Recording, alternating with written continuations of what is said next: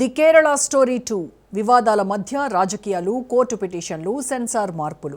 Cinema ఇంకా థియేటర్లోకి అడుగుపెట్టక ముందే అన్ని వార్తల్లోనూ ముందుగా నిలిచింది.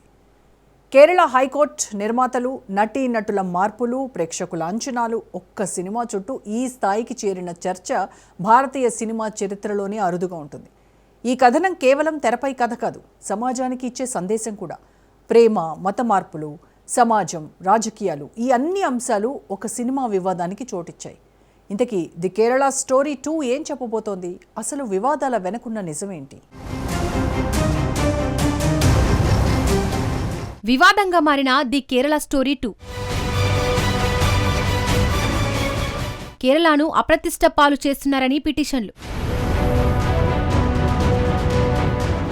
సినీ ప్రపంచంలో కొన్ని సినిమాలు కేవలం వినోదం కోసమే కాకుండా సమాజంలో పెద్ద చర్చలకు కూడా కారణమవుతాయి. అలాంటి చిత్రాల్లో ఒకటిగా నిలిచింది ది కేరళ స్టోరీ. 2023లో విడుదలైన ఈ సినిమా దేశవ్యాప్తంగా తీవ్ర చర్చలకు దారితీసింది.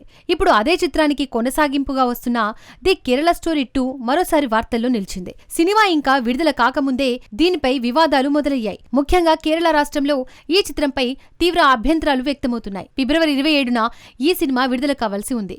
అయితే కేరళ హైకోర్టులో దాఖలైన పిటిషన్ల కారణంగా పరిస్థితి మారింది.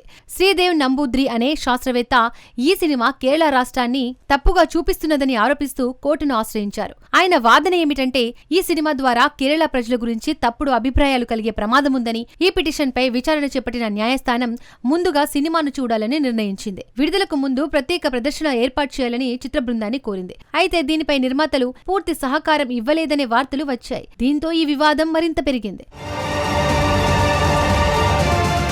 కేరళ స్టోరీ మొదటి భాగం కథ కేరళలో కొంతమంది యువతులు మత మార్పిడి చెంది తీవ్రవాద సంస్థల్లో చేరినట్లుగా చూపిస్తూ నిర్మించబడింది. ఈ కథనం వాస్తవాలపై ఆధారపడి ఉందా లేదా అన్న ప్రశ్నపై దేశవ్యాప్తంగా చర్చ జరిగింది. ఈ సినిమాలో మత మార్పిడి గురించి వివరించి చెప్పారు. ముస్లింలు ఎలా హిందూ అమ్మాయిలను ట్రాప్ చేస్తున్నారో చూపించారు.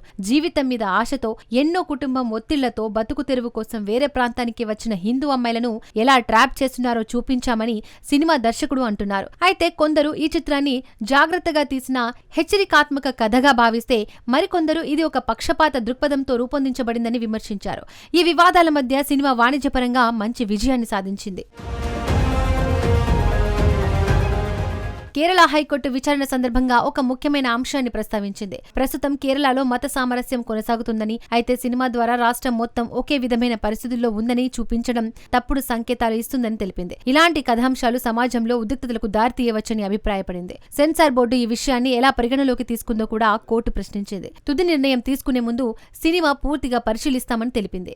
ఇదే సమయంలో రాష్ట్ర రాజకీయ వాతావరణం కూడా ఈ చిత్ర వివాదానికి కారణమైంది. కేరళ ముఖ్యమంత్రి పినరయి విజయన్ ఈ చిత్రంపై తీవ్రంగా ఈ సినిమా రాష్ట్రాన్ని చెడుగా చూపిస్తూ మత విద్వేషాలను రెచ్చగొట్టే ప్రయత్నం చేస్తోందని ఆయన ఆరోపించారు. బీజేపీ మినహా రాష్ట్రంలోని అనేక రాజకీయ పార్టీల నాయకులు కూడా ఇదే అభిప్రాయం వ్యక్తం చేశారు. ఎన్నికల సమయానికి ఈ సినిమా విడుదల కావడం రాజకీయ కోణంలో కూడా చర్చనీయాంశమైంది.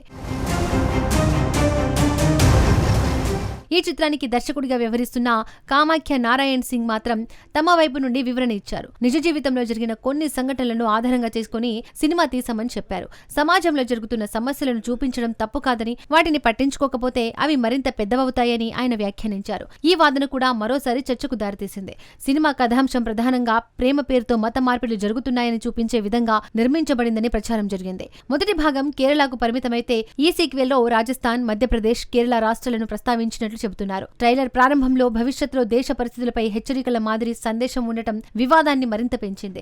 ఈ చిత్రంలో ఉల్కా గుప్తా, అతిథి భాటియా, ఐశ్వర్య ఓజా ప్రధాన పాత్రల్లో నటించారు. టీజర్ విడుదలైన తర్వాత కొన్ని సన్నివేశాలు వివాదాస్పదంగా మారాయి. ముఖ్యంగా ఒక సమాజానికి చెందిన వ్యక్తులు మరో మతానికి చెందిన యువతిని బలవంత పెడుతున్నట్టు చూపించిన దృశ్యాలు తీవ్ర విమర్శలకు గురయ్యాయి.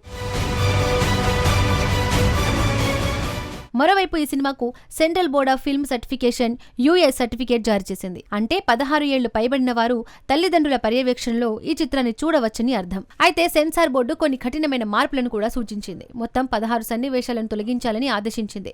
ముఖ్యంగా హింస, లైంగిక దాడులకు సంబంధించిన దృశ్యాలను గణనీయంగా కత్తిరించారు. కొన్ని డైలాగులు, కొన్ని చిన్న సన్నివేశాలు కూడా తొలగించబడ్డాయి. ఈ మార్పుల తర్వాత సినిమా నిడివి సుమారు 2 గంటల 11 నిమిషాలుగా నిర్ణయించారు.